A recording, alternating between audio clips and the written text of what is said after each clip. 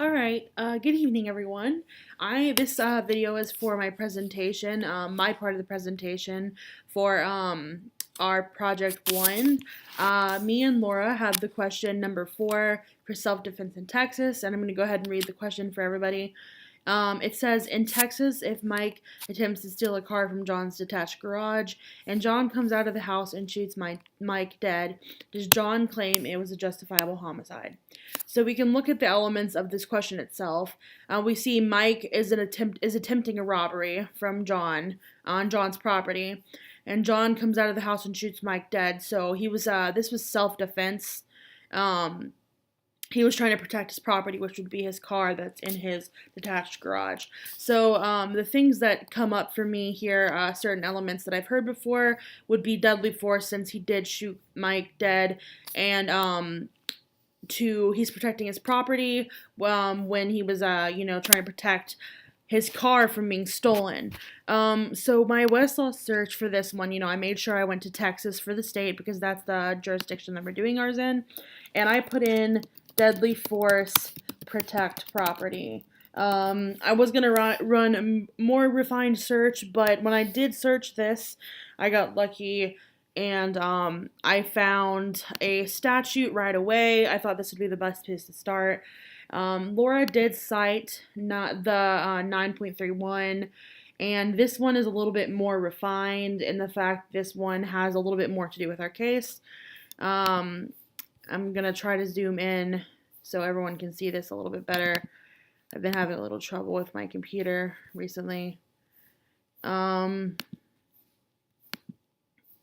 way, we'll go ahead and highlight it so everyone can see it. A person is justified in using deadly force against another to protect land or tangible movable property if he would be justified in using force against the other under Section 9.41, and when to the degree he reasonably believes that deadly force is immediately necessary. A, to prevent the other's imminent commission of arson, burglary, robbery, aggravated robbery, theft during the nighttime, or criminal mischief during the nighttime. And the second part has to do with someone who's fleeing the property after committing one of those things. So we see in our case, oh, of course, now it zooms in. He's trying to prevent the other's imminent commission of attempted robbery. So, on one of Miss Johnson's suggestions, she told us to go to the citing references. That helps us look up cases so we don't have to run a separate search. And I'm going to go over here, since I've already found a statute, I'm going to go ahead and go to cases. And under cases, I looked through a bunch of the results, and the one that I found was Kirk versus State. What I'm going to go ahead and do, I'm going to pull it up here for you guys, but I also have it open in another tab because I have it highlighted already. So I'm going to go ahead and run through some parts of the case that are helpful. We have here, that it cites the statute, both of the statutes that me and Laura both had mentioned. So that was a good sign for me, that it's relevant to the case. And so we're going through evidence right here. And this is Kirk's evidence. This is the guy that shot the two people. So I'll go ahead and to state some of the evidence of what happened. We can start with the procedural background. It says that on the evening of April 4th, 2010, Orlando Benavides helped Kirk move from 1700 Clover Lane to 2820 Raton Drive, loaning both his truck and physical labor. Around 10 p.m., Kirk and Benavides made their last trip of the night to Clover Lane House. When Kirk and Benavides arrived at the Raton Drive house, Alfonso Beza, who lived next door, approached them, introduced himself, and volunteered to help unload the truck. Kirk accepted Beza's offer, and Beza invited Pedro Diaz and another man to help unload the truck. Further down, we have more evidence that says that Kirk testified that after walking Benavides to his car around 1 a.m., he thought that Diaz and Beza were attempting to steal from him because some items in the house had been moved while Kirk was outside. He said that he asked the men to leave, and the group went to the front yard. He stated that he told the men that he was going to call the police if anything was missing, and that the men threatened him and prevented him closing the door, and when he attempted to return inside, Kirk testified that the two men began acting like they were wanting some altercation. I'm going to go ahead and remove the expletives in this part. It was just something he had said. He further testified that he had asked the men to leave a second time and that they continued to threaten him and refused to leave. Kirk testified that he ran inside the bedroom closet, found his rifle, and heard the men coming down the hallway towards him. They began shouting expletives, and he feared for his life. Believing that the men had armed themselves with loaded guns from other rooms in the house, he had fired 3 warning shots into the closet ceiling.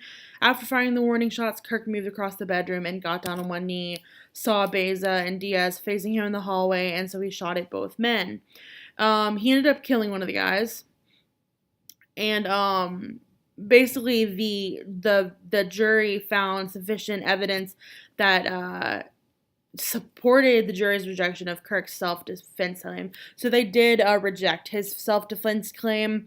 They said although Kirk testified that he thought Diaz and Beza were threatening him and stealing from him, testimony from White and Nickerson, to the people that had testified in the case, indicated that Kirk was not sure what had happened within 12 hours of the shooting and even after seeing the bodies.